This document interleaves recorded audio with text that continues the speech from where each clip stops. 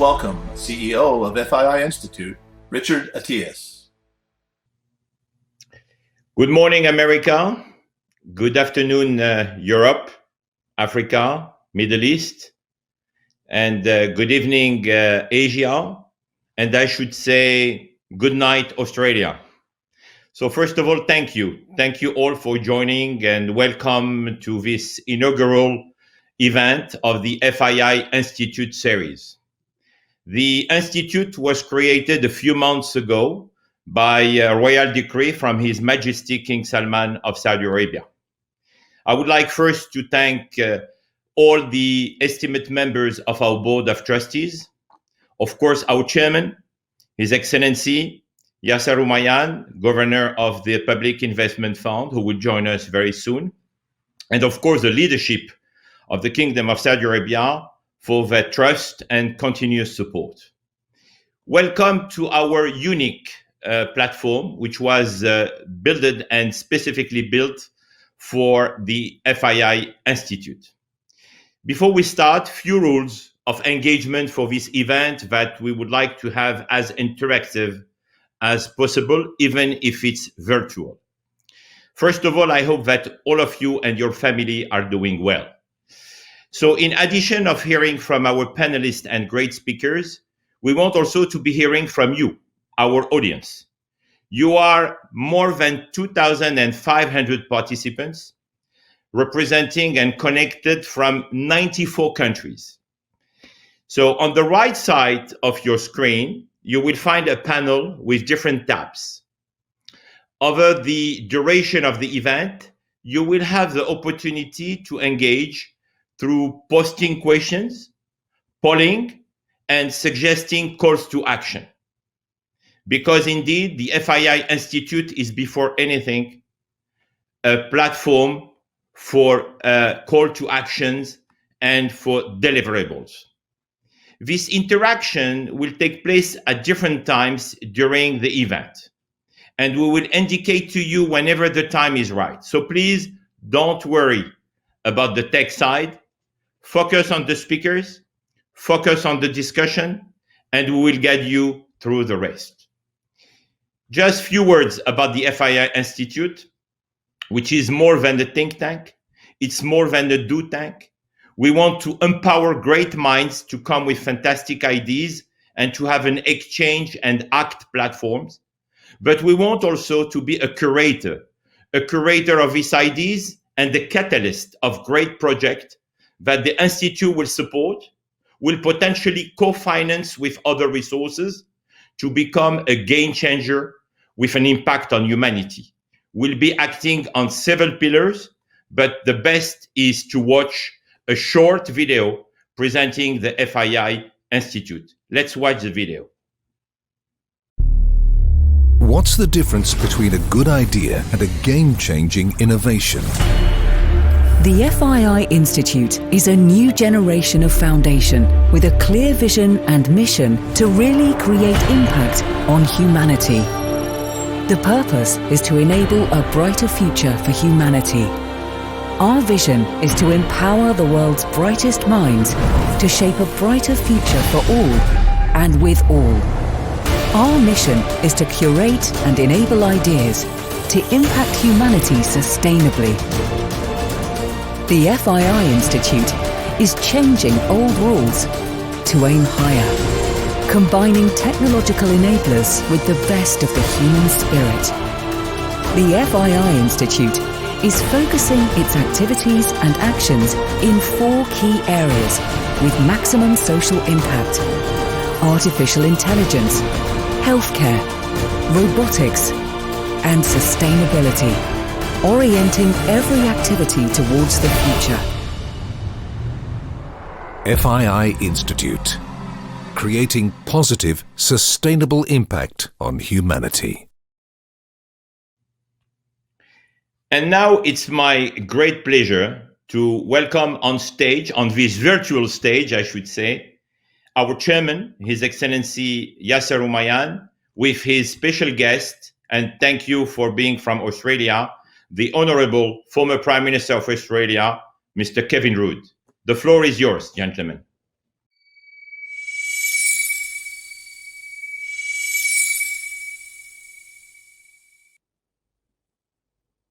Richard, thank you very much for the introduction, for the FII Institute, and for the introduction of my good friend, Prime Minister Kevin Rudd. Kevin, many thanks for being here with us. I know it's already past 1 a.m. where you are, so I really appreciate the time and the effort. This is really a great start, inaugural event for the FII Institute. And unfortunately, we had to do it virtually, but life goes on. We're not going to stop. We're not going to let anything that stop us. The COVID-19 is one of the worst health crises that we have seen in the last few decades. And I know that you've seen a lot of crises, especially the last one that we've seen in the 2008, the financial crisis. You were the Prime Minister of Australia during that time through the crisis. But this one, it looks and it sounds and it feels a lot more different. Do you have any thoughts there, Calvin?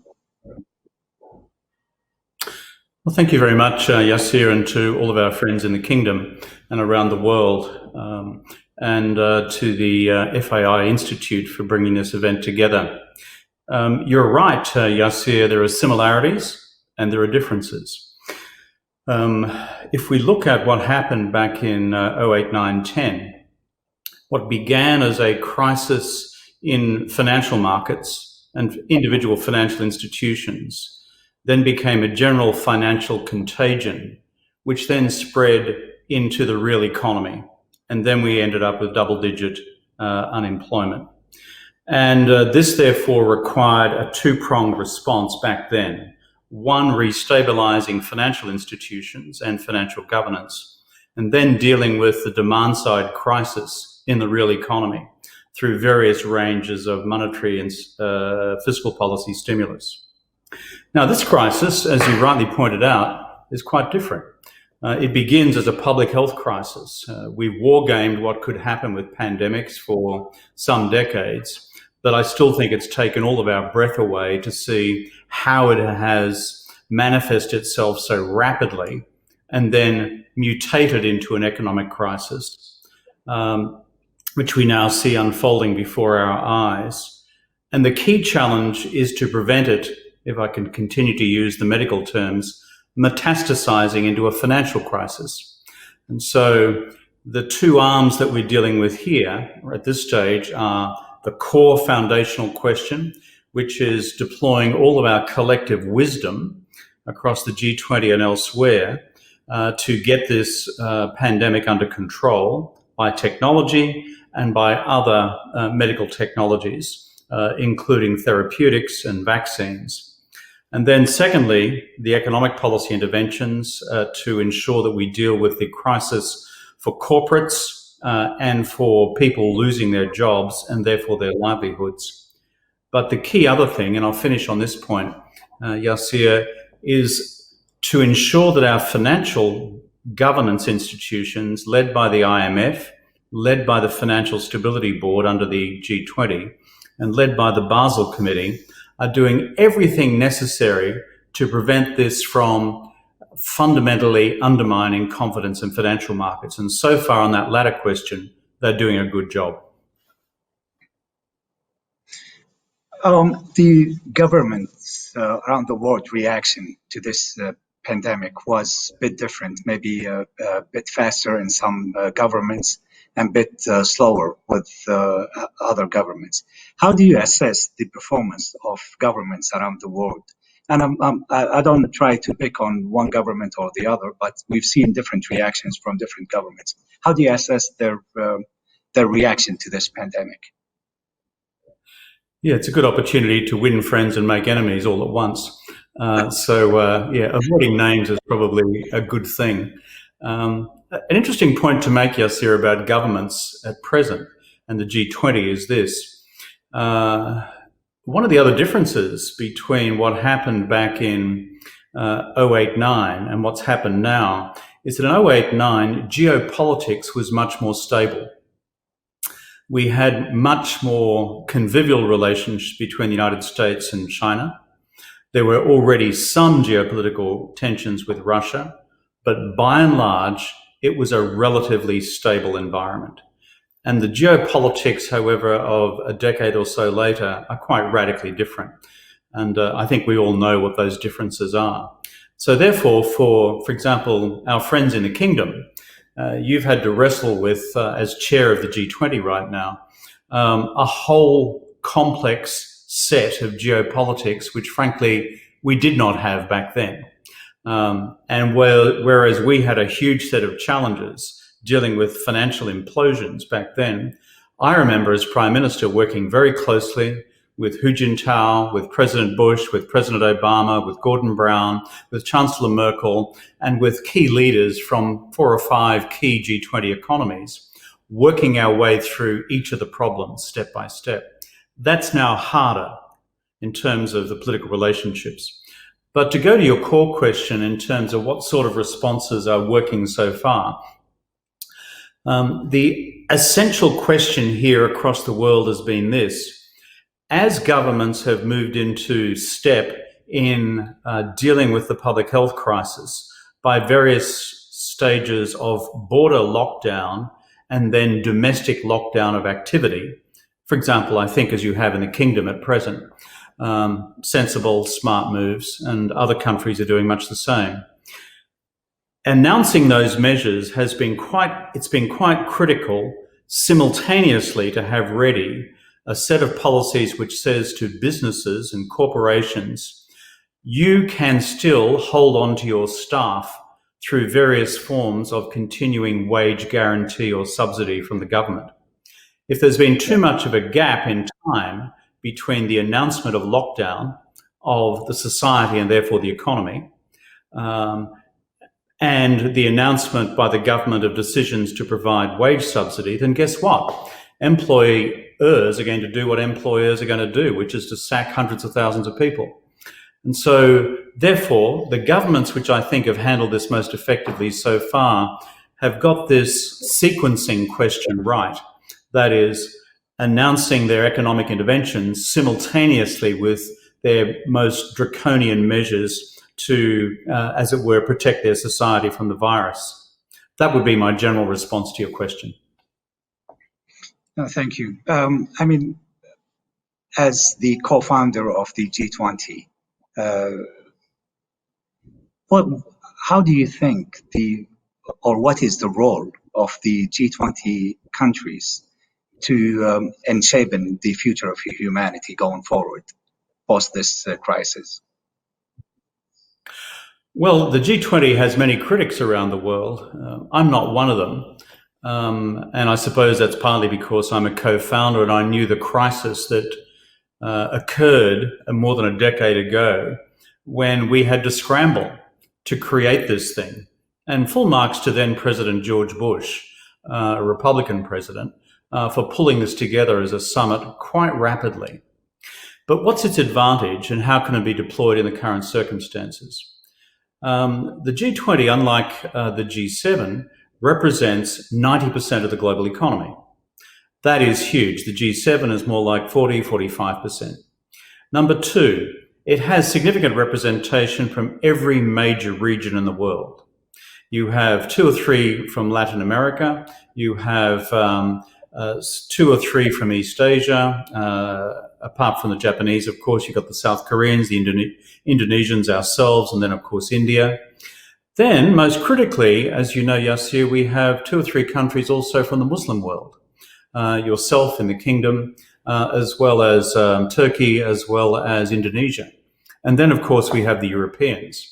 So therefore, you have a large concentration of not just economic capacity around one table, around growth, real economy, trade, and capital flows, but you also have what I would describe as an effective geopolitical mix around the table and coming from different civilizational traditions. So of itself, it has a greater inherent legitimacy than other institutions which have been created outside the framework of the UN.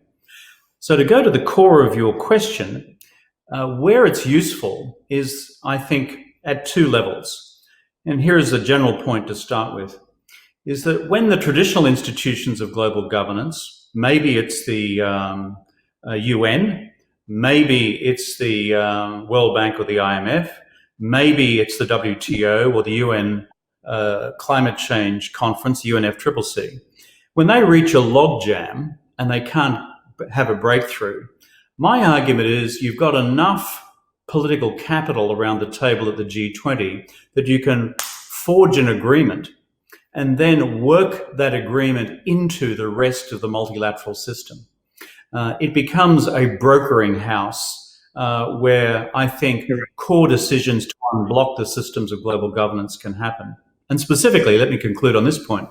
In terms of where we are now, I think two big things loom for the G20 for the future. If we look at our economic history from the 1920s and 30s, what turned that financial crisis into a depression was a decision taken by governments to really throw up the walls of protectionism and kill global trade.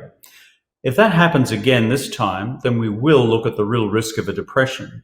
So I think, despite all the political challenges from various governments who shall remain nameless on the question of protectionism, a key challenge is to use the capacity of the G20 to say no to any protectionist measures. We did that in 2008-09, and we empowered the World Trade Organization to provide us with a quarterly name and shame report for what governments around the world were doing if they were breaching our agreement.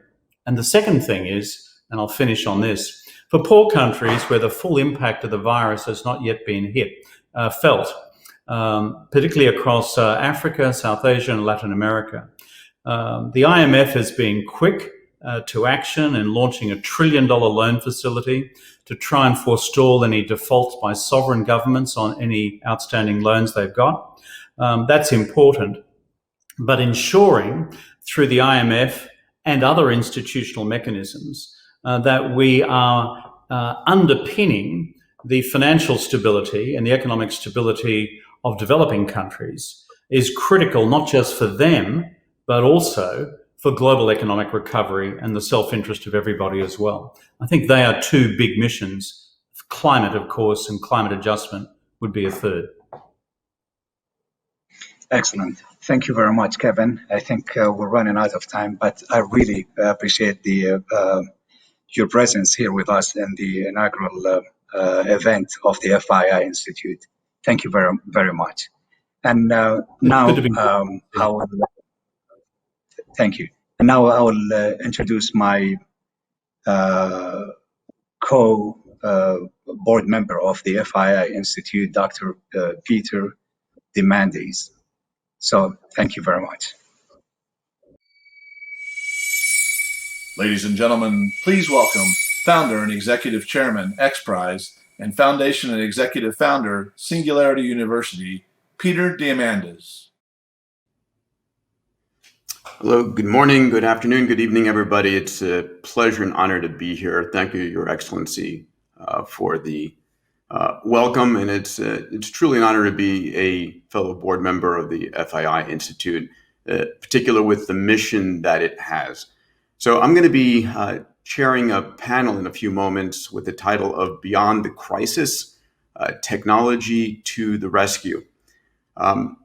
Now, we're living during the most extraordinary time that humanity has ever faced, and we're living with extraordinary tools, hopefully, to handle this crisis. And part of what we'll be discussing over the next 30 to 45 minutes are how these tools can be used to hopefully address the crisis and hopefully learn from it to prevent this from happening in the future. So the tools that we have today that we did not have during past pandemics are these exponential technologies: computation, sensors, networks, AI, robotics, 3D printing, synthetic biology, gene therapy, augmented and virtual reality, blockchain. And these are technologies that are like none other. Now, I also want to point out during this conversation that we are, for the first time ever, in the history of humanity facing a singular enemy in this virus. There's never been a time when the world has been focused at this level on solving one crisis. And by my calculation, somewhere between 100 million and 200 million nurses, physicians, scientists, technologists, engineers have taken aim at addressing this crisis. And while our minds don't see all of the implications of the solutions coming in terms of detection and antivirals and vaccines and therapeutics, they are coming. Thousands of experiments are going on around the world, which are flowing in. And it's deceptive that we're not seeing all the solutions yet, but we will see them. So what does this mean? It means that hopefully there will be reasons for hope and reasons for optimism. The challenge, of course, is that our minds evolved for the savannas of Africa hundreds of thousands and millions of years ago. And back then, our minds developed an ancient piece of our temporal lobe called the amygdala that looked for negative news always, because that would protect us. And we pay 10 times more attention to negative news than positive news. And believe me, there's plenty of negative news to make your mind alert these days. But there is positive news as well. And I hope that we'll have a chance to highlight some of that during this session. Now, we'd like to hear from all of our participants around the world through this event. So we have a few polls that we'd like to take. And what I'd like to do is call for the first poll to come up so we can hear your thoughts and how you're feeling. So if we could have the first poll, please come up. So let me go ahead and read this. It says, how optimistic are you that the combination of exponential technologies, capital resources, and human ingenuity will be able to help us solve this current crisis and all future problems? If you'd please go ahead and answer that. I'll give you about 10 more seconds. All right, let's go ahead and get the results up there. So I'm actually super happy to see these results. We're showing here that between the optimistic and very optimistic, we have close to 85% of the audience here. So it's good to know that we have an optimistic audience, because what if you believe you can and believe you can't, that's important. And a mindset during a time of a crisis, a proactive, optimistic, exponentially and abundant mindset really is critical. So we have a second poll. I'd like to bring that one up as well, if we could. And here we go. It says, as a global CEO, what question is keeping you up at night?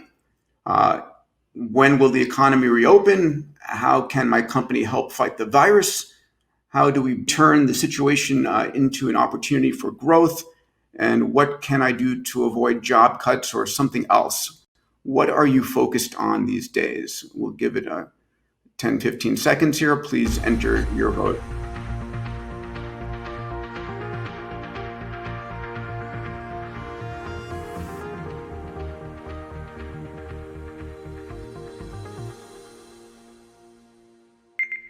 Fantastic. Let's get the final results up here. So 59% are asking, how can I turn the situation into an opportunity for growth? And 22% is, when will the economy reopen? Clearly, that's on everyone's minds. And I think that one of the things we're going to be speaking about during this panel is the notion that there's a saying that many of you know, crisis is a terrible thing to waste. So how do we use this crisis as a means to make sure that for future pandemics, this is not the first, and nor will it be the last? And what have we learned from this as a set of global CEOs and world leaders? So with that in hand, what I'd like to do, we have an extraordinary panel. I'd like to bring them up and we'll then introduce them.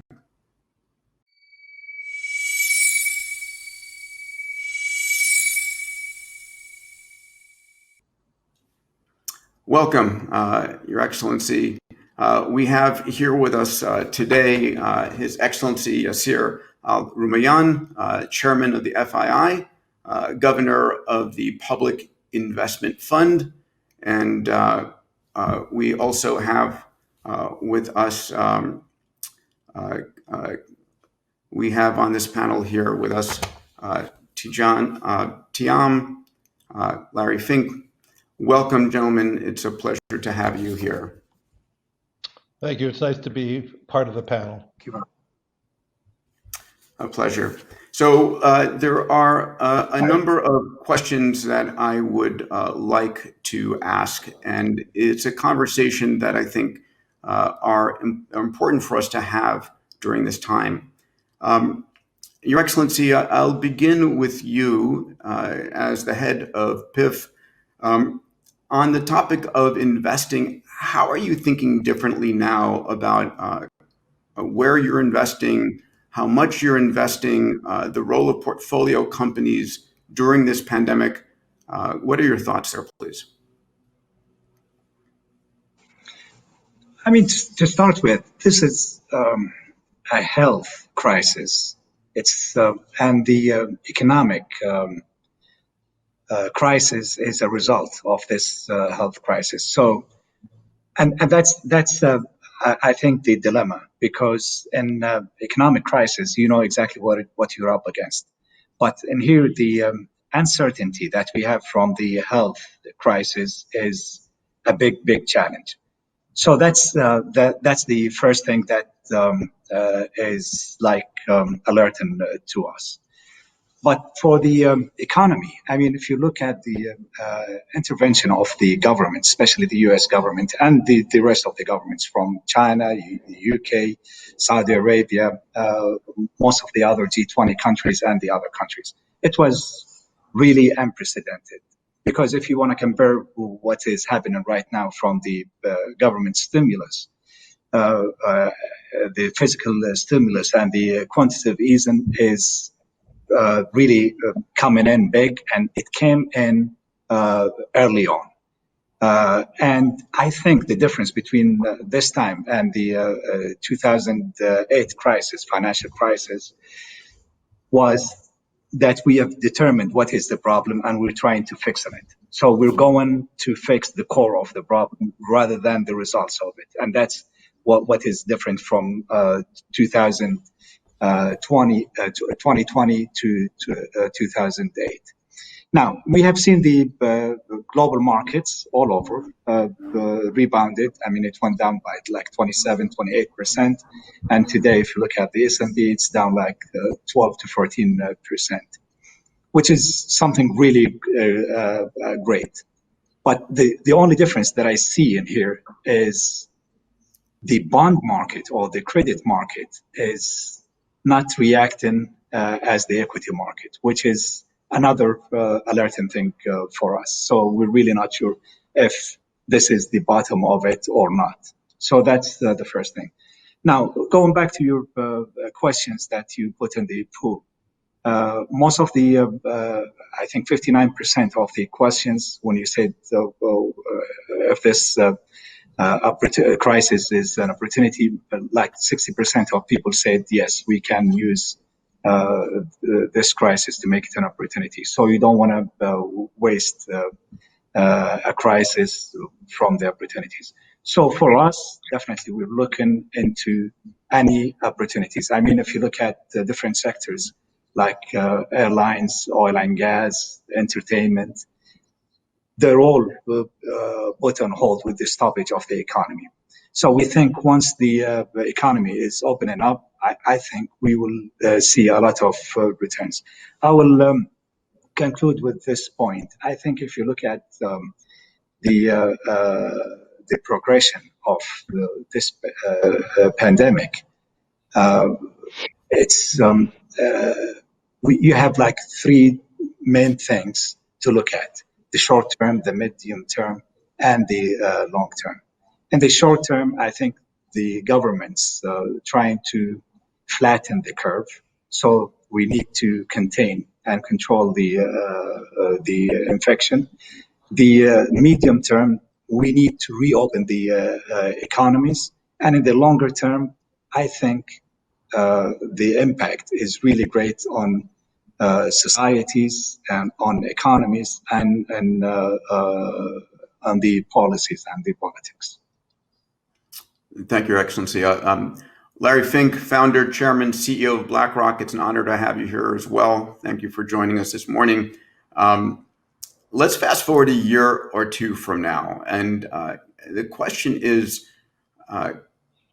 if you could, what will that look like? How is society going to change post-pandemic? What have you been thinking about? The breadth of your reach is extraordinary. Yeah. Well, thanks, Peter. Yasir, it's always good to be part of a panel with you. The world is going to be quite changed in 2 years. The psychological impact on so many is going to be quite severe. This is existential, and safety and is going to be a real key characteristic, at least in the next 2 years. The one thing I think is going to be very certain, in a very short period of time, many businesses have found to operate their businesses very successfully remotely. At BlackRock, 99% of our employees are working remotely, and we're working pretty well. And in my conversation with somebody, what's that? Would you say better? I heard a lot of CEOs I've spoken to have felt like the level of energy and efficiency working remotely has actually been higher than coming to the office. I would say, I wouldn't say efficiently, because I'm actually working longer hours because we're trying to stay connected more. You don't have that hallway conversation as much, and so you have to find other mechanisms and methods to interconnect. But I think one of the outcomes will be, and I've talked to many policymakers and many governments, and I don't think any company is going to go back to 100% workforce in the office. Whether it's 60% or 70%, or in some cases maybe 50%, we're gonna change the quality of life for so many of our employees by allowing them to have the option and the opportunity to be working from home. And when we're not in isolation, when we have normalized cities and normalized functions, we will then have, people are going to feel good about it. They're not commuting that hour a day or a half an hour a day or 2 hours a day. They have more productivity at home, more productivity at work doing that, and the quality of output should be stronger. So what does that mean? That means less congestion in cities. It means, more importantly, less need for commercial real estate. So to me, that's one of the great outcomes of this. We're just not going to have as big a need for commercial real estate. We're going to have greater need for technology, and I do believe the winners and the losers are going to be companies who are embracing technology, having technology that we could bring people together. And yesterday, over the last few days, BlackRock had our leadership retreat virtually. And instead of giving a physical hug to everybody, I gave everybody a virtual hug. And so we're all adapting, we're all learning, we're all trying to become, new at this, and we're all quite surprised how well that's going. So, so the world is going to be different that way, where we're going to have less need to be working in the office. It has long-term implications on commercial real estate. It actually may have long-term implications on cities, because if the positive side, less congestion. The negative side is you don't have to congregate in cities. You could work, if you're going to work remotely from your, let's say, your beach home or your second home or from your home in city, why not work at, remotely from a place that you found is your paradise? And so you're going to see very different behaviors. The other negative that I see, though, I believe we're going to see higher inflation, which I'll talk about in a minute, especially at a light now where we're in such a deflationary world right now. But I think we all are discovering the dependency on our supply chains. And I think supply chains are going to change dramatically. We're going to be insourcing more. In America right now, 92% of the input to antibiotics, you would know this, Peter, come from China. And so, do we really want to have those type of dependencies on needs of such importance? And I think what we're going to see is many companies are going to create more redundancies in the supply chains, and those redundancies are going to be either in country or in geographic regions of where the demand is, and that's going to produce big winners and big losers. It is inflationary, though. I mean, if we are going to create redundancies in supply chains or create onshoring of supply chains, ultimately that has big implications on inflation going forward. We spent a lot of time talking about how we're navigating this virus in the developed countries. And in many of the developed countries, we're doing a rather bad job of it. In the developing countries, it's actually much worse. And in many parts of the world right now, they have high incidence of COVID-19, but they're not reporting that yet. In one major developing country, we're aware from insurance companies that mortality rates are up 40% from last year, and they don't call it COVID-19, but we're sure it is. And so we're going to be living with COVID-19 longer than I think the market is taking. Yasir talked about the markets and the changes of the markets. I look at it from two curves: a curve of the disease curve and the disease curve from every country, but also we look at it from the governmental policy curve. And Yasir talked about that. The Federal Reserve has ammunition now with the infusion of $400+ billion from the fiscal stimulus to buy over $4 trillion of assets. And that's why we're seeing some stability in some of the capital markets. What I worry about, Peter, is also the equity markets have rallied considerably. And yet Main Street and the global economy is still on a descend. And so there's a disconnect right now, and it doesn't feel healthy. Let me, Larry, let me interrupt there, if I may, to bring it back to His Excellency. So some of the things that Larry spoke about is how we're going to change where we live and where we work. A lot of CEOs are realizing there's not going to be a return to work. We are at work right now.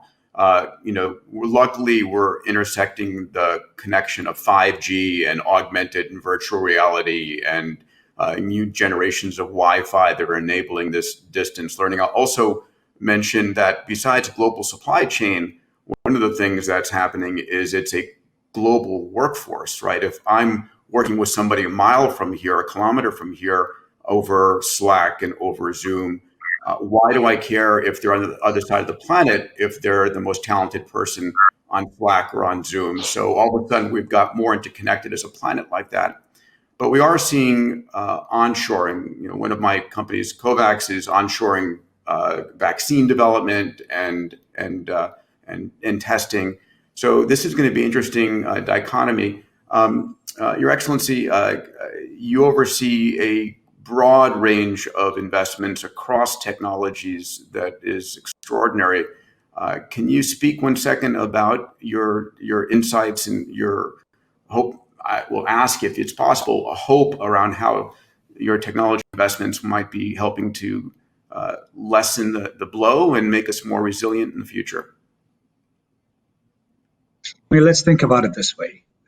Had this pandemic happened 20 years ago, or 10 years ago, or even 5 years ago, we would have been in a really bigger problem. But now with the uses of technologies, and I will give an example from many countries. China maybe was one of the leading countries that used technology in the contact to see if the infections, how they take the infected people, what are the uses of the big data and analytics. If you want to add all of these things together, I think we are in a better position. Larry was saying like 99% of his workforce is working remotely, which is fine. for us in the PIF, I think it's about 95% or so are working remotely. And the efficiency level, to Larry's point, is really big. I mean, we have almost 90% of our people are using virtual meetings, one-on-one or different meetings, which is really unprecedented. And the increase there is just amazing. But the problem is, not all of the other sectors can do the same. Restaurants cannot do this. Airlines cannot do this. Cruise liners cannot do this. Many, many other sectors in the economy cannot. So the problem is the use of technology is helping us, definitely. I have no doubts on my mind. But is it working for everything? I mean, for the e-commerce and the logistics, they're doing marvelously well. But companies like, in the transport, they're really suffering big out of this pandemic. And as I said earlier, in the shorter term, we need to look at the flattening the curve, but we have to think about reopening the economies around the world, not only in here. Now, many of our investments in technologies are doing extremely well. And I will give just an example, Babylon, which is in health care, and they do it remotely. The UK government reached out to them to help them in the COVID-19 assistance for the infected.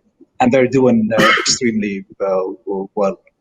So the uses of technologies definitely will help us getting out of this pandemic, but unfortunately, it's not gonna help in all specters.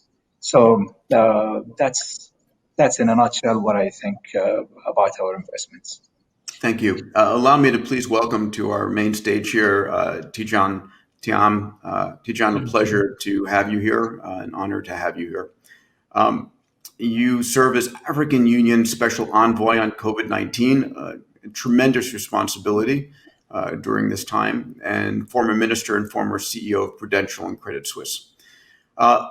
So this panel has the focus on technology to the rescue, and I think about Africa as a nation that, as His Excellency was saying, if it was responding to this crisis 10, 20, 30 years ago, would have been a much more difficult response. I would believe and hope that technology is enabling what would be greater life-saving response. Can you speak to what's going on and what your vision is, how you imagine you might be using technology in supporting the African continent? Yeah, thank you, Peter, and hello, Yasir. It's a pleasure to see you and Larry on this panel. Thank you for giving me a chance to talk about Africa. It's absolutely fascinating what's happening there. I mean, as has been said, this is the first time we have a crisis that impacts everybody at the same time, in the same way. That's very unusual. But traditional shocks create winners and losers. Typically, if interest rates go up, the lenders are happy, borrowers are unhappy. We have a crisis here where either we will all win or we will all lose. We're not going to be winners and losers against this virus. The virus knows no borders, can be stopped, and that's primarily why I got involved in Africa. And I found a much different, much improved scene in Africa. Very impressive. I was yesterday on a video call with more than 10 heads of state and Cyril Ramaphosa himself and many other presidents, and we do those calls 2 or 3 times a week. You have a degree of mobilization across the continent. We have a daily call of all the people managing the economic side of the crisis with all the ministers of finance, and you have a daily call of all the private sector with a very effective group working on procurement, which there is a worldwide competition for crucial pieces of equipment. We've negotiated with China, we've negotiated bulk purchasing agreements, we've negotiated, for instance, we have several of the companies like Coca-Cola and mobile phone companies who are very good at managing logistics in Africa. or ensuring that we can move those goods on the field. So there's a lot of good news. The real challenge and my worry at the beginning was when I heard about confinement. And now everybody has recognized that confinement has no chance to work in those environments. If people live at 8 in a room, how do they respect physical distance? If they have no access to water or sanitation, how do they enforce the WHO recommendations? So I think that has been recognized. And back to your point on technology, the technology just enables the reaction. There is a level of cooperation, partnership, discussion. We're very pleased that the G20 made a big gesture on the debt. And thank you to Saudi Arabia, who's hosting it last week. It's it's going to save a lot of lives, but all that is technology enabled. Then when you go on the field, I'll just give you a few concrete examples. Take a country like Liberia. You have not heard them in the news because they found they started looking for infected people very easily. They found 3 people. They realized that they had been in contact with 434 people, which we were able to identify very quickly through technology. Within a few hours, we isolated the 434, contained the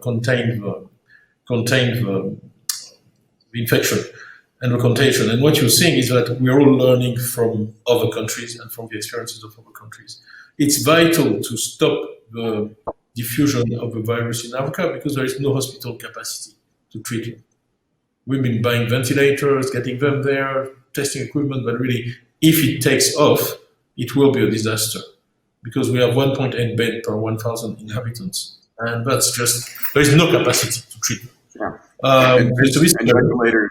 And ventilators are not a panacea. Something like 90% of people who get on the ventilators are not getting off, the statistics are saying. So preventing it is critical. Yeah. Prevention is critical. And the other side of this, which I'm quite strong on, the moratorium on the debt was a vital idea. You see, because initially people said, oh, Africa needs aid, and we said no.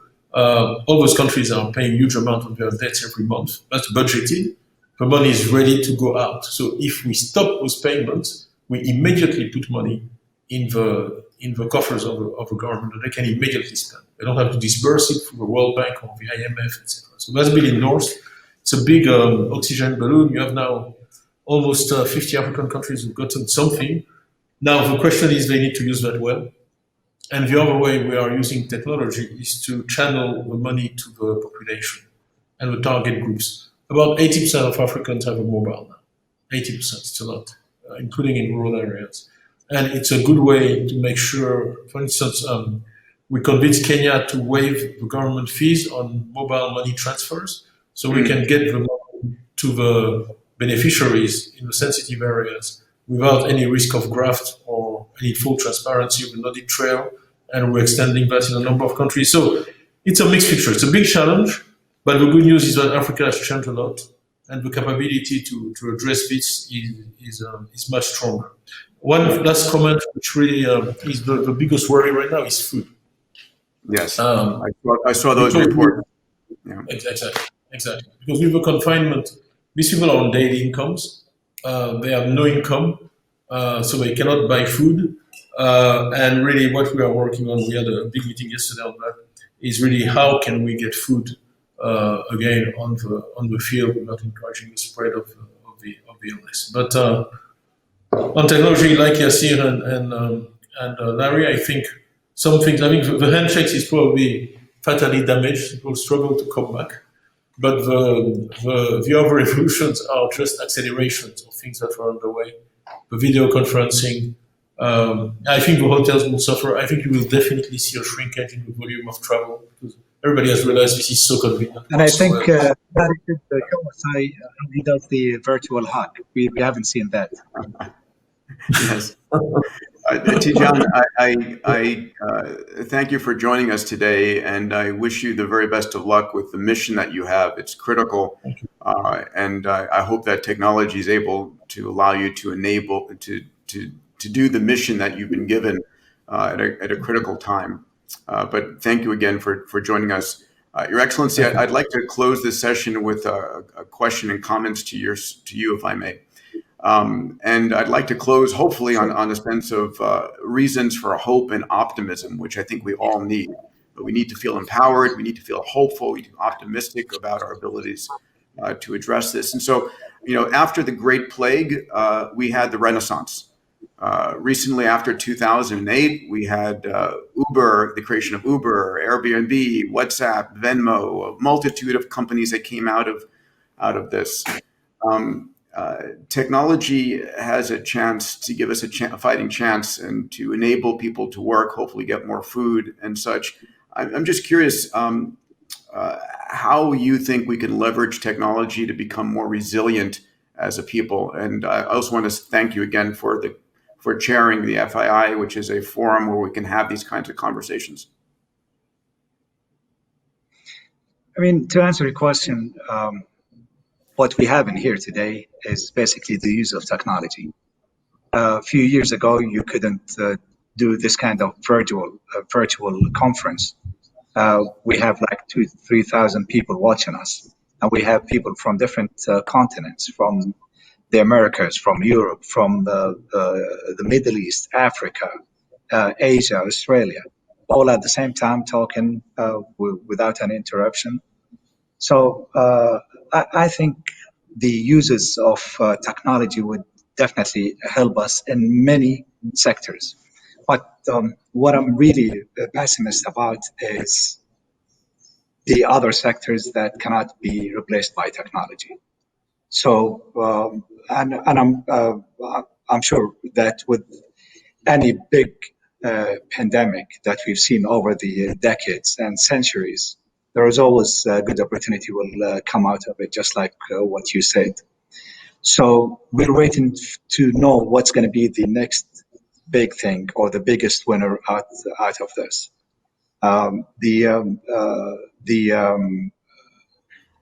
The logistics is something very important. The security, and what I mean by security is the pharma security, the food security is something very important. I'm not saying countries should stop dealing with other countries or different economies, but most of the economies should be self-sustained. So sustainability is something very important. And what I mean by that, I mean, like, the food security. I'm not saying Saudi Arabia should start the agriculture industry in Saudi because we don't have enough water. But what I'm saying is we have to make sure that we have a real good food security infrastructure by having all the logistics there, by having all the partnerships there. The same thing is applicable in pharma and in many other sectors. So that's one of the points that I would like to see progression in. Now, going back to my initial point, this is not a financial crisis. This is a health crisis. So we have to find solutions to, and the problem is the characteristics of the viral characteristics keeps on changing. And that's something that could happen. And we started hearing about it. So it's not only finding the right vaccine, the right testing mechanism, but we need to have it soon, and we need to be dynamic because this is something that keeps on changing. So that's the main thing that we should focus on. Reopening the economies is something very, very important, and I think one of the things that we should really focus on is social distance. And I mean, we don't have to lock down whole economies, but we have to find some other solutions. For the technologies that are used today, I think we can empower it more and have a better use.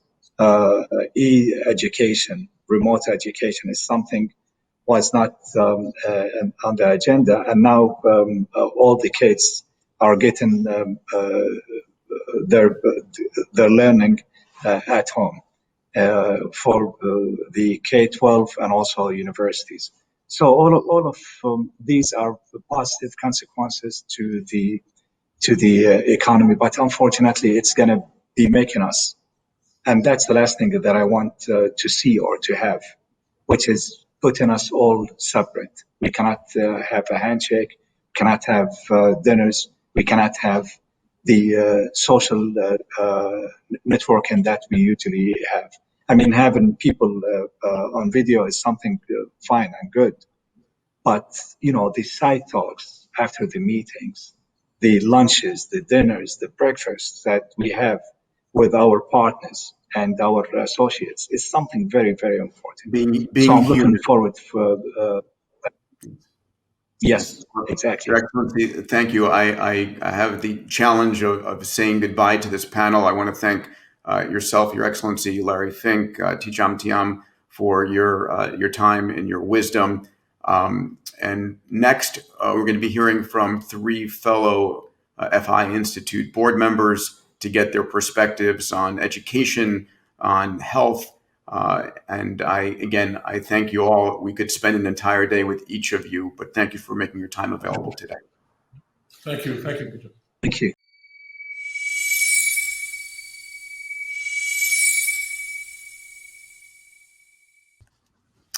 Wonderful. Welcome back, everybody. We're about to go into our town hall. I have 3 fellow FII members that I'm going to be bringing on and asking them specifically to speak on 3 critical facets in a little more detail for just 5 minutes each. This is a very fast-paced. I think the speed of the world is increasing and technology is enabling that. So I would like to bring on to the main stage along with me Professor Adah Almutairi.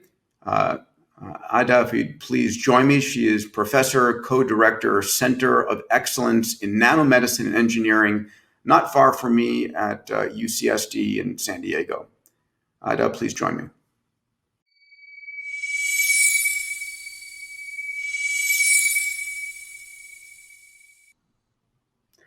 Adah, good morning. Hello.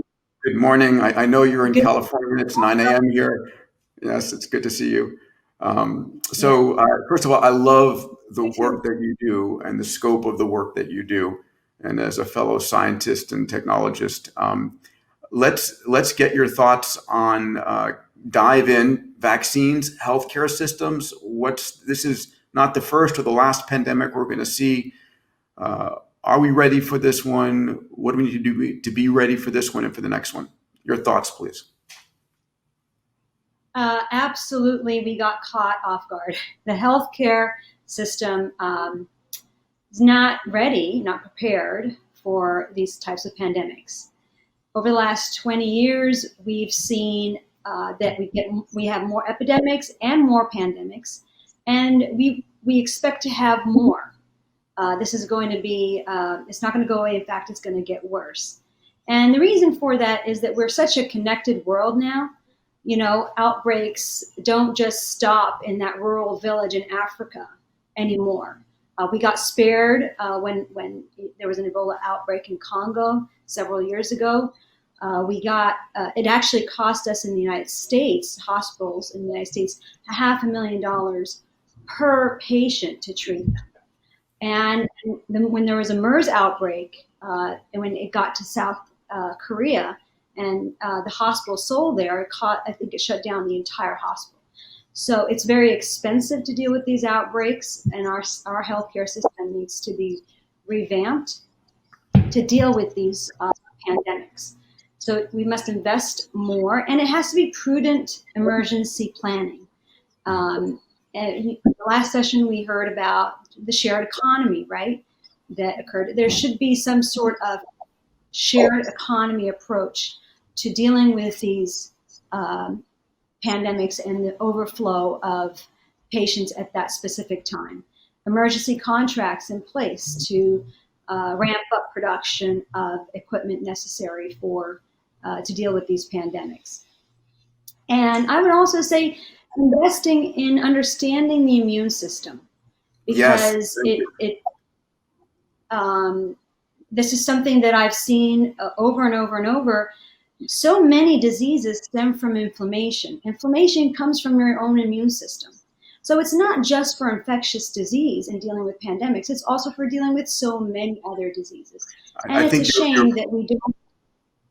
Your point is a great one. The human immune system is extraordinary in its ability to fight viruses, to disease, and so forth. And people need to really appreciate it more. Can they talk a little bit about this virus and vaccines? Because one of the things we're learning is this virus is mutating very rapidly. And so we need to really have an agile vaccine system capability, much like influenza. And this virus is not going to be here and gone. It's here to stay as part of the sort of the viral ecosystem. Yes, so some of the biggest breakthroughs that we've had that impact our lives and our healthcare have always come from serendipitous discoveries. For example, gene editing today, or I should say, take for example, gene editing. It came from studying bacteria, and it's really going to unlock finally the potential of genetic engineering. Mm-hmm. So that's important to invest in basic understanding of nature and how things work, because it's the biggest source of inspiration for tackling problems, I believe. The other areas the immune system, as you said, is very important to understand. I mean, the last 2 years ago, the Nobel Prize was awarded immunotherapy, right? So the biggest hope currently for treating cancer is using your own immune system, and it really works in a broader way. So understanding nature helps us then in part solve these problems. So I want to say that we as humans are sort of, in our investment strategies, are stuck in the Middle Ages almost, because we think defense, defense, defense. Well, why don't we start thinking of investing in the healthcare system and understanding life around us in that same manner? Because the economic progress that we will benefit from far outweighs, anything else. And also we're realizing today it's our security as well. It's not just so. Defense has changed almost, and you have to think of healthcare as, as important, if not more, than defense. So I want to say, let's be generous in our investment as much as we are in security, because healthcare is the new security. Adah, thank you so much for your time here in California this morning and in Riyadh this evening.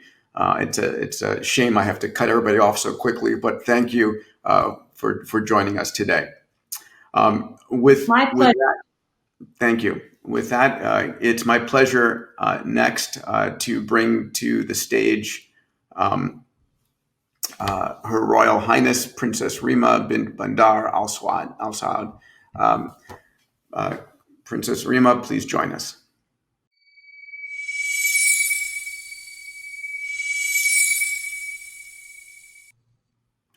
Your Royal Highness, good morning to you. Or I guess good afternoon. You're in Washington, D.C. joining us.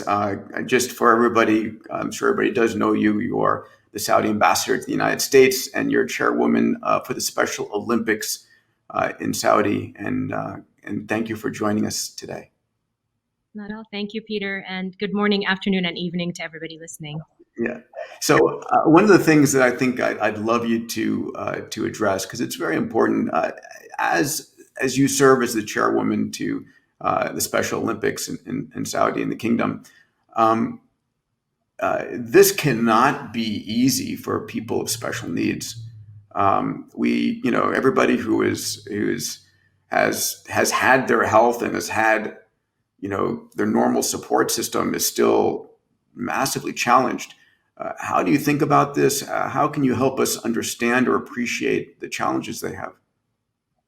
So for me, one of the things that breaks my heart is we've looked at the containment of this virus without looking at the aggregated data of the individuals with disabilities. In the Kingdom alone, we have 450,000 people with intellectual disabilities.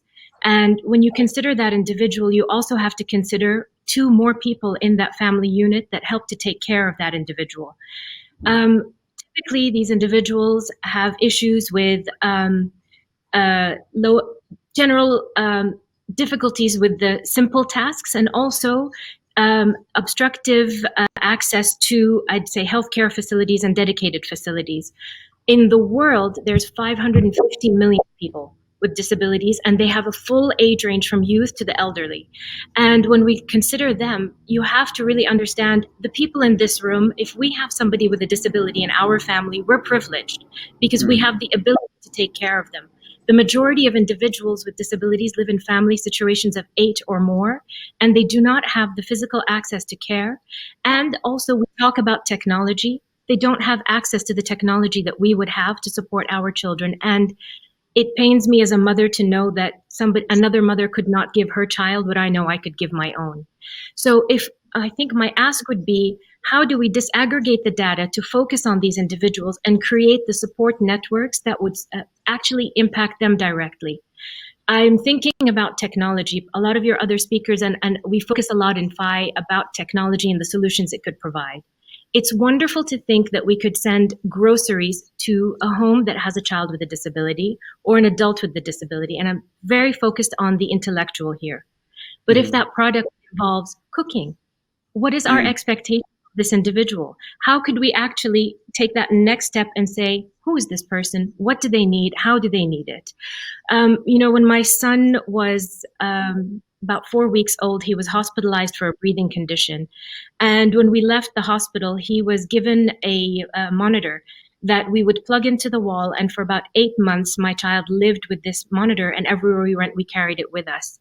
And I was living in the United States at the time, and Fairfax County gave me a little card that said, because my child needs electricity, if ever there's a power outage, my home would be registered as one of the first that they would respond to turn electricity on. That's the only thing that let me sleep well at night, to know that, God forbid, power's out, my child will always be able to breathe, and I will be alerted if he's not. What could we do to provide that same kind of care and comfort to the mother of the child with cerebral palsy, with Down syndrome, with autism? Equally, we talk about technology and education. It's absolutely wonderful to think about the children at home and the mothers taking care of them and teaching them. And I'm sure a lot of mothers are frustrated pulling their hair out trying to do algorithms and mathematical and scientific experiments. But now think of the autistic child. Think of the child maybe overstimulated by technology. Think of the child that's not sitting down and being able to focus on what is being given to them through these technological engagements that we all have. Have we thought about them? Have we delivered processes for them? Have we delivered programs? Have we thought of the care that the mother or the father or the brother or sister of that child might need? Equally, the delivery of medication for these children, the delivery of food for these children, their access to their therapy and their training. The mother of a child with cerebral palsy might not be capable to do the physiotherapy that that child needs. Have we thought of these things? And I'm afraid I don't think we have. I think conversation is not happening in the circles or the articles I'm reading about. And I want to thank you for raising this here. If a last word from you to keep this on time, I apologize for keeping it just short. I would say to the thinkers, the creators, the innovators listening to us today, think that next step down. And when we think of the next boom of creations that could come out of this, what is the Uber? What's the Venmo? What is the Airbnb for this community? Because they count and they're important, and their families would appreciate it infinitely. Yes. And so a call out to the entrepreneurs out there. When you see a challenge, create a solution that uplifts everybody. Your Royal Highness, it is always a pleasure and an honor to hear your wisdom. Thank you. Have a beautiful afternoon. Thank you for joining. It is a pleasure to be serving on the board of FII with these amazing individuals. It's my pleasure to bring our third and final speaker in this segment, a fellow FI board member, Professor Tony Chan, the president of the King Abdullah University of Science and Technology. Please welcome to the stage, Professor Chan.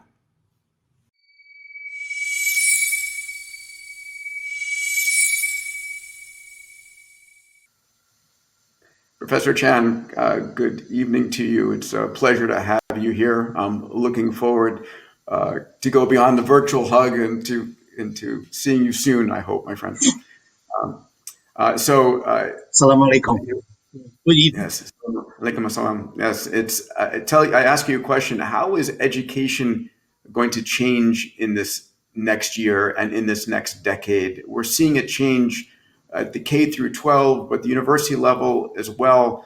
What are you thinking about? I mean, this has come as a sudden, shock to most all educational systems. Give us your wisdom and your thoughts. Yeah. Before I talk about the education and university, I would say this is what I call a Sputnik moment for humanity. Yes. People of our age remember Sputnik. Sort of the Russia Sputnik shocked the U.S. U.S. scramble led to the space program, investment in science, but also a lot of innovation, a lot of industry, and so on. I think this pandemic will be the Sputnik for all of humanity. It will lead to innovation, with a lot of investment opportunity, I'm sure. Now, for universities, I think after this pandemic, university will never be the same again. We talk about using online education, we have MOOCs, and all that. And when I was president of my previous university, we were the first in Asia to do this. But it never really took off and changed fundamentally the university. But I think this one is different because all universities were forced into putting everything online. Same thing here. Overnight, literally overnight, we had to put everything online. Students, whether they like it or not, had to do it. Faculty had to do it. So now I cannot imagine that after this, we'll just go back to where we were. I mean, should we? I mean, that's the question. Even if we could, we should. People talk about, should we now do exams in a different way? That's a big issue in university. How to do exam remotely? In fact, more fundamental, how do you do laboratories, right? Online, it's not so easy. But that's where innovation can come in. In fact, I think there are some people who are looking at how do you do most of the labs, the experiments online by using remote control, automation, robotics, and so on. And I think the more even fundamental, longer term thing is the way some faculty look at research. It's a little bit fundamentally changed, I think. Because, like, for example, at House, we have many faculty. They are not in virus or, infectious disease research to try to contribute to this fight. They are not trying to publish the next paper. They are trying to have impact on humanity. Yes. It's incredible of FII. Yeah. It's an incredible period of creativity. I know for myself, I've never been more on fire than now. I assume that is for yourself and for the faculty and students. How do we harness that? And is that, is there something special going on right now? This is a Sputnik moment. I love that. What are your thoughts about harnessing the creativity to solve this, but to make us more resilient as a world? Yeah, I want to go back. Of course, you can have more investment, you can have more incentives, and universities are all trying to do that. But I think the key thing is, I think there's a fundamental shift in people's sense of value and purpose. I mean, I look around, for example, people are looking at, should I value life or livelihood? Right? Should I worry about societal good or individual freedom? Should I worry, nationalism versus globalization? All these touch on university. So I think there's a fundamental shift going on there. So we should, as a university leader, we have to somehow capture that.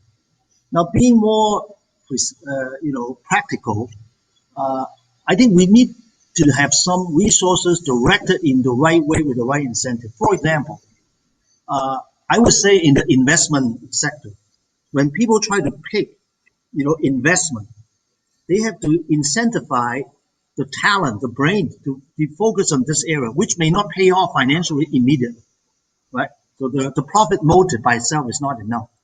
So for example, FII or impact on humanities, maybe there should be a ROI, the return on investment, that takes into account the impact on humanity rather than just financial impact.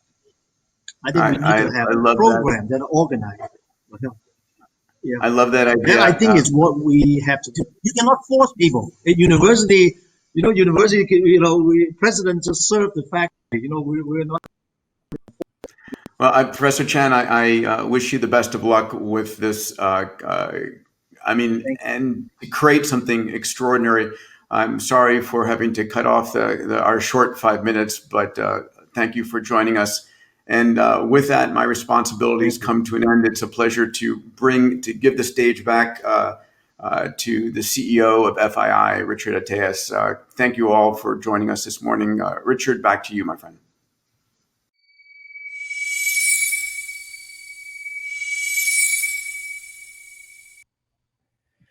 Thank you, Peter. Thank you all. What a very inspiring discussion. So before we go to the last segment, we will have a polling, 2 questions, where we'd be happy to hear what you think about maintaining liquidity, which is important, and jobs. So I have a question here, which will be on the screen soon, if we can get it. So as a global CEO, what would be your primary tool to maintain liquidity? As we all know, cash is king through the crisis. So capital raising through debt or equity, cut capital expenditures, cut operational expenses, and selling assets of government support. So let's see what will be the result. So we see almost capital raising through debt or equity, and 33%, and cut in operational expenses, 25%. And of course, the third one is 20% government support. So we see a good balance between these 3 main options. So the last question of our polling section, it's about jobs. It's a difficult one. We see what will happen. Hope for good things. So over the next 6 months, how big of a job cut do you expect to make?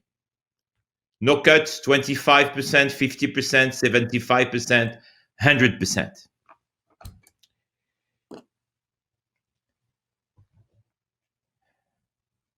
Great. So we hope that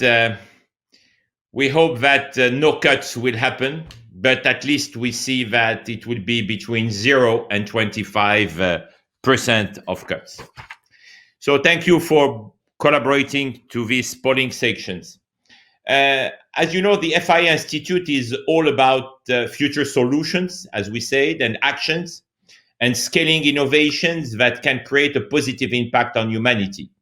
So the FII Institute has endorsed 2 innovative projects for now, which have the potential to create a real impact in the area of healthcare. As you know, healthcare is absolutely crucial. It's one of our 4 pillars, in addition of AI, robotics, and sustainability. So I would like to introduce now our first innovator, the Professor Carlo Ratti, who is the founding partner and chairman of Carlo Ratti Associates. Professor Ratti, the floor is yours for a few minutes.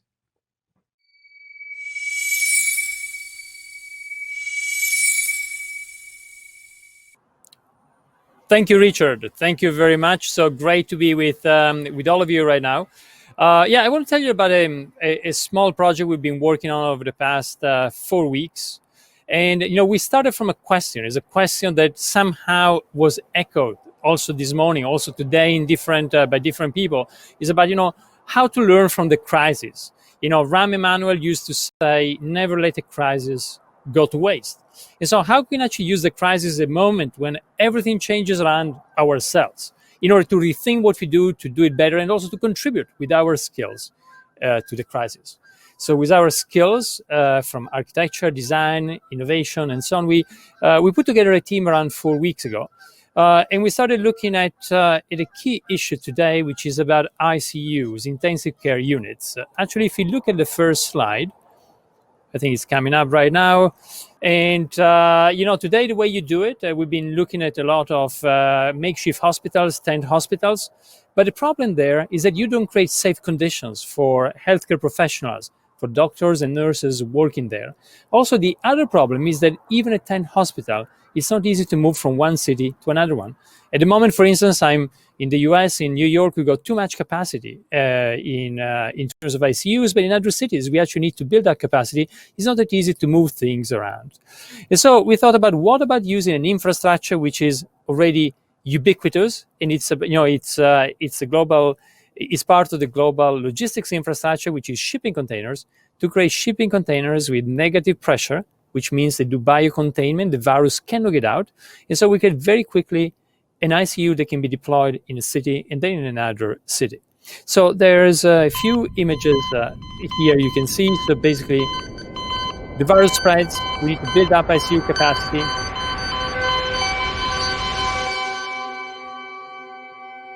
And we started thinking about, all we can put in the container in order to turn it into an ICU, how this can be moved quickly, how this can become actually the module for different configurations. So something very adaptable and also agile, as I was mentioning before, to move from one city to another city.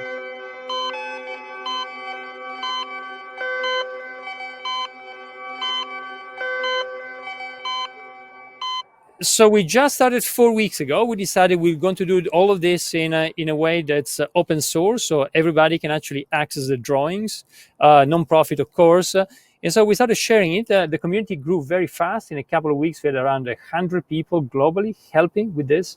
Today is over 1,000 people who've been contributing in different ways to the project. There's a bunch of people around the world actually fabricating these kind of curapods. That's in the Emirates, that's in Canada, it's in the United States, in other parts of the world. And ourselves as well, we built a first unit that since a couple of days actually has two coronavirus patients in northern Italy. So I want to show it to you. These are the first pictures. Yes, the first pictures just taken, I think, yesterday or the day before yesterday of the unit as it was being installed. This is the inside. And so, the interesting thing is that this is really already naturally scaling up globally. And I think it is something that also, after the present crisis, can really help a lot, especially in the global south. There's entire countries where the ICU capacity is less than actually just one city in the United States or Europe. And so by doing this, we can actually, together, in an open source way, help scale ICU capacity globally, especially where it's needed most. So I want to finish with this kind of last slide about the call to action. Feel free to share this. The World Economic Forum has been, really, really helpful in bringing together different stakeholders for the project, and really let's try to do it so that we can help with the crisis and also build that capacity for the future. Thank you very much, Richard. Back to you.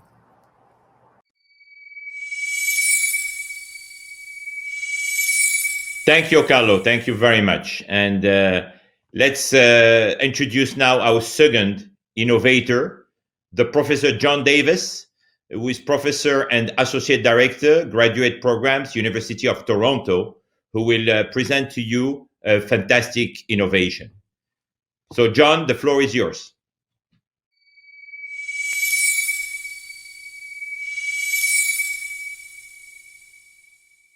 So thank you, Richard, and thank you to the organizing committee for inviting me to this exciting inaugural meeting of the FII Institute.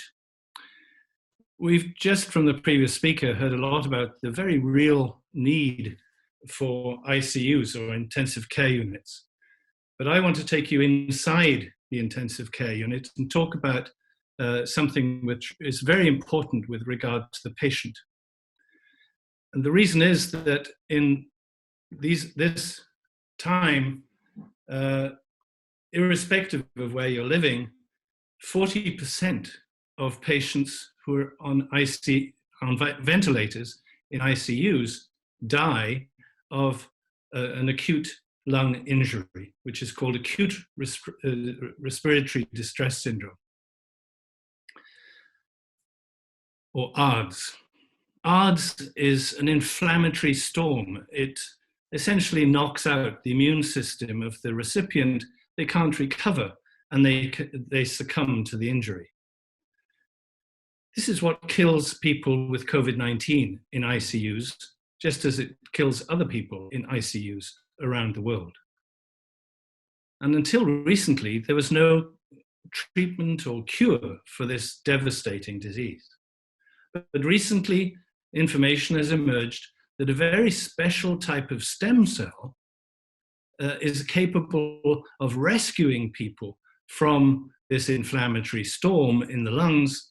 They can get off the ventilator and then they can recover to their normal health. My company, TRT, discovered some years ago the most rich source of these very special stem cells. And we harvest these cells from the human umbilical cord. As you know, the human umbilical cord is actually disposed of at the time of birth. So this is tissue which is considered medical waste.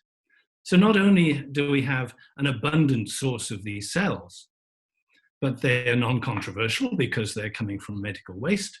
And as we all know, babies heal more quickly than adults. Why? Because their cells are more physiologically active than cells from adults. So these cells from the umbilical cord have that advantage too of being neonatal and biologically very active. But this TRT technology from my company has two other advantages. First of all, it's easily scalable. In other words, we can generate enough cells from umbilical cords to treat not just hundreds, but potentially thousands of patients. And secondly, we've already shown that we can deploy this technology to different countries in the world. So now you can imagine that we can move the technology to different locations, train people locally to enable them to treat their patient population locally in their local ICUs and rescue them from this devastating disease.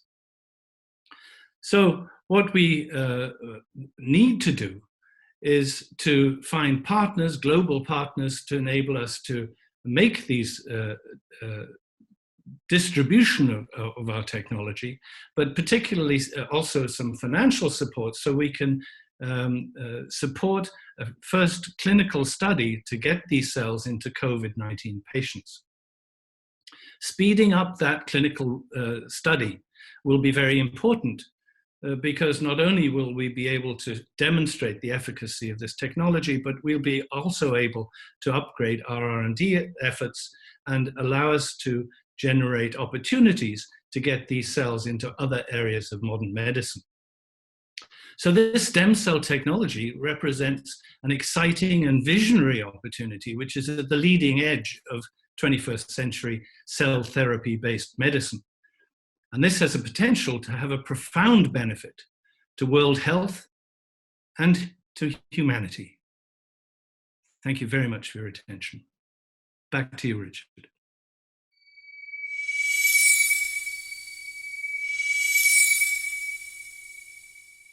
So we are almost close to the conclusion, and our last speaker, our last guest, I hope is also with us here, will be potentially joining us. I don't know. I have just to check with my team because since 1 hour we're trying to get the former Prime Minister Renzi from Italy, but we still had some internet issues with Italy.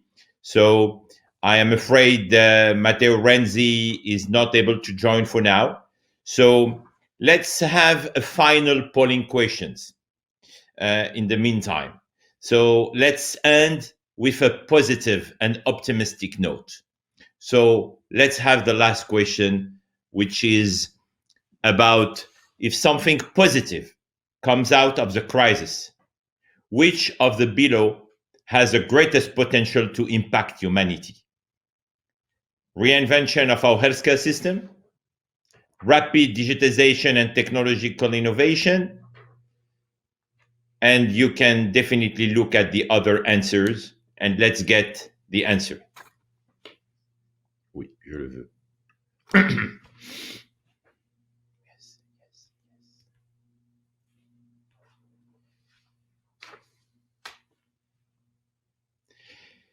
So we have more or less same level reinvention of our healthcare system, which is absolutely crucial. We see in many countries that this has to be improved. And I'm personally happy to see that sustainability is still one of the top priorities. Indeed, I hope and we wish that this healthcare crisis will not put on the side the other challenges that our humanity is facing, and hope that we will be all working together.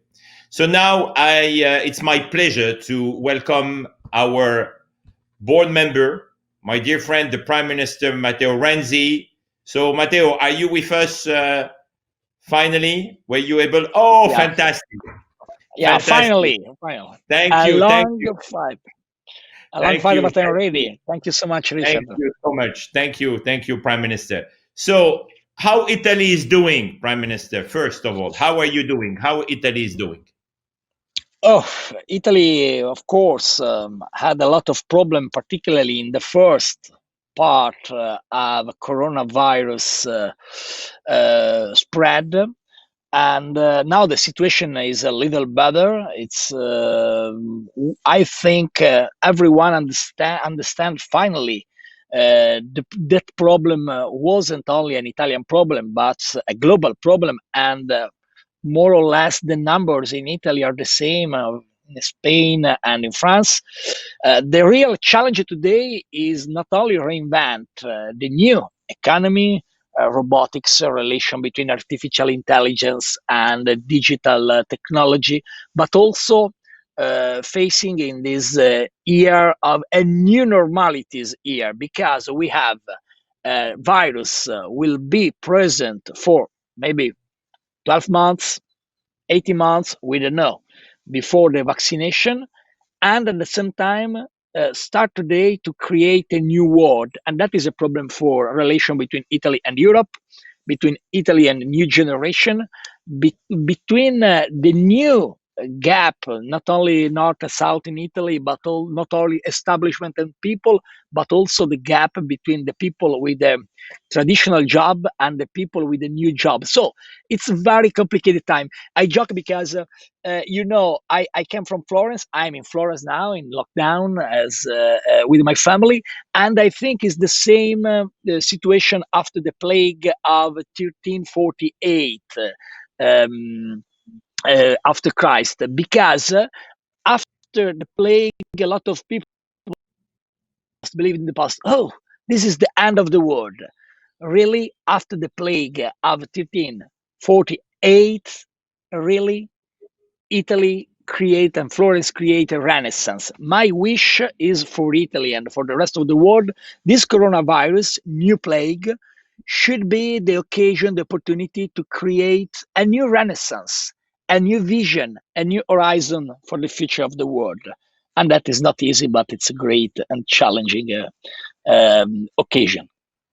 You know, Prime Minister, you inspired the FII Institute because, as you know, last week, the whole board made a decision about the main theme of what will be the FII conference team, the physical one, end of October, on the 28th and the 29th of October in Riyadh, which will be the 4th edition.